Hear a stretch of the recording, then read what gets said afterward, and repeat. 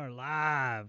Hello and welcome into the Heated Hobby, where we talk sports and controversy from our point of view. I'm your host, Chris, the technical, tactical tactician, the one pushing buttons and turning knobs to make all of this work. With me, I have Brett, the big brains with little Braun, the one with all of the knowledge and secrets and the pure love of the game. And we also have the man, the myth, the legend, Big Daddy BK, the glue behind both collecting and sports knowledge, the one that keeps me and Brett sane. What's up, boys? How we doing? What it up? What it do? Doing What it good. do? So we're gonna roll in real quick. We're gonna show a quick pick of the week. This is a pickup that I picked up a couple days ago from a hobby box in Orange Origins. A Ricky Pearsall, Luke McCaffrey on card, auto dual patch, 5 out of 10 on the print. She's a sickie. Sick. Patch. All right, so let's roll into this. Number one, we got our hot takes of the week. Turn it over to you, Brett. What do you got? I think hot take of the weeks. What pretty much everyone's going over right now. Devontae Adams reuniting. Two of the three of us big Packer fans, so loving to see Green Bay East. Got the Aaron Rodgers, Allen Lazard, Devontae Adams connection. But I mean Devontae, Hall of Fame career already. Aaron Rodgers lighting it up. So what is that Jets team in shambles right now? What are they going to do whenever they add another offensive talent? I mean, are we going to see them actually score over 25 points a game consistently, or are we going to see Devontae and Aaron start pointing fingers at the next wide receiver? Yeah, what do we got? 7,800 something like that yards whenever him and Rodgers played together for 68 touchdowns and with back when they were with the Packers. Yeah, well, I mean, What's the Rodgers story with still Devontae Adams? I mean, he's on the Jets. I mean, Yeah. I know it, Yeah. there I just know I know there was some talk about that, but what did he what contract did he sign or He just signed so with the Go ahead. Go ahead, Brett. So it was a trade for with the Jets, third round pick, conditional second pick. I don't know all the details about it, but I mean, Aaron just much got mad at their number two wide receiver, Mike Williams. That hey, you should have on that route. You should have been where you should have been. And Jets organization already fired their head coach. yeah. They offensive coordinators. He's switched positions. He's still on the unit. Someone that Aaron Rodgers has a lot of history with, but switching offensive coordinator. Um, I mean, what's Yeah, that and going to look like? Devontae Adams has a lot to go to New York and try to make something happen with the quarterback that's actually done it, been there, and I'm excited to see them in action. And actually So, revitalize his career again. yep, Yeah, for real. and so we got Aaron Rodgers and we already brought him up, so I'm going to go to it. Who's he blaming next? All right, he's notorious right now for it's not his fault. He's taking ownership of very little.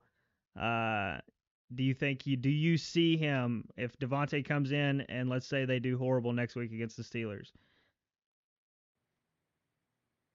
No, I mean, I I don't. mean, I think when you bring a star on board, I mean, people their expectation already is that hey, we got a new player, we have a new head coach, so maybe the heat won't be on them as much right now, but I think they have a short leash, 2, 3, 4 weeks. I mean, they want to see some progression, and hopefully Rogers and Adams can freaking do it big. I mean, I know who it's not going to be. It's not going to be an Aaron Rodgers ego. I mean, he's not going to point fingers at himself. So, I mean, next up, is it going to be Brees Hall for dropping a pass? Is it going to be? I mean, he jumps to conclusions really quick of, well, I threw that pick, But so that wasn't my fault. That receiver should have been there.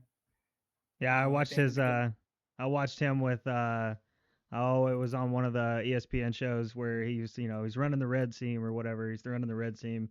He's got to be where he's supposed to be. Um, but you got so the interception since we're on it. All right, so third and I think 4. He looked like Brett Favre in that. Drops back in the pass, steps up in the pocket and throws a bomb to Mike Williams. Who are we blaming it on?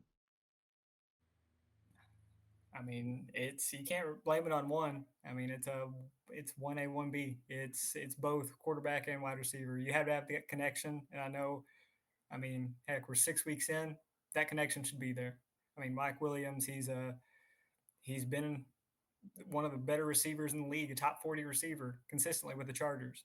So, I mean, you can't, as team chemistry goes, you can't just go in a press conference and say, "Yeah, you suck," because that's what we hear is that Yeah. Mike Williams is nothing. But it's Aaron's fault. BK, what do you got? Did you get to watch it? The what? The Jets game.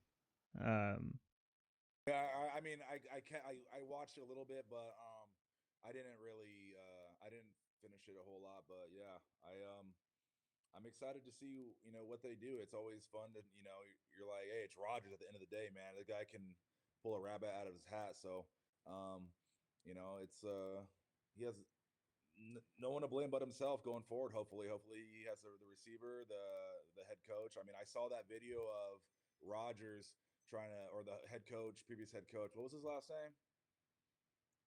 Brett. What was his last name? Remember Salah or some shit like that? Oh, the previous one, Solemn. Yeah, Yeah, he tried to give him a hug after a touchdown pass, and he kind of pushed yeah, him away, like, "Yo, bro," yeah. Good job. and that was like the first indicator right there. I didn't realize in the beginning what that would unfold to be, but yeah, I don't think there's no love lost there, and yeah, There was a lot of it's exciting. controversy on that when that happened. Um, Rogers came out. I don't know if y'all got to watch the press conference interview, but Rogers came out and he said, "No, he always comes in for the two-hand push. He comes in for the two-hand push. So I hit him with a two-hand push, and he said, let's go up by 3 or something like that. And because I guess he was always talking about, let's go up by 3 touchdowns. But uh, Rogers has been getting some. I don't know. Rogers didn't get him fired though. It wasn't his fault. There's rumors every time something big like that happens, but who knows? um, And the last one for the hot take, we haven't talked about it yet. I know you're dying and itching to talk about it. Sean Tucker. What do you got, Brett? Yeah, it'll be quick. I mean, Sean Tucker coming out of the draft last year, he was projected to be a mid-round pick. Like he was a guy that played hot in college, but due to a health condition, I mean, he went undrafted, went to the Bucks. Already had Rashad White. Tucker didn't get to touch the field. Last week, yes, it was garbage time, but got with Rashad White out for the Bucks, got 38, 39% of the carries, and still at that in garbage time goes for 140 yards. Like Sean Tucker showed like who he is and what like the potential he could be in the NFL. So it's just kind of I'm thinking hot take of the week. Rashad White starts getting less and less. I mean, he's been inefficient over and over. And with Bucky Irving getting drafted early this year, I mean, you have two guys that aren't going to be on a big contract coming up, even though White just signed a big one. So I think White gets less and less carries for being inefficient, pass catching down type, but I think the other two running backs and Sean Tucker getting a much bigger workload. Oh yeah.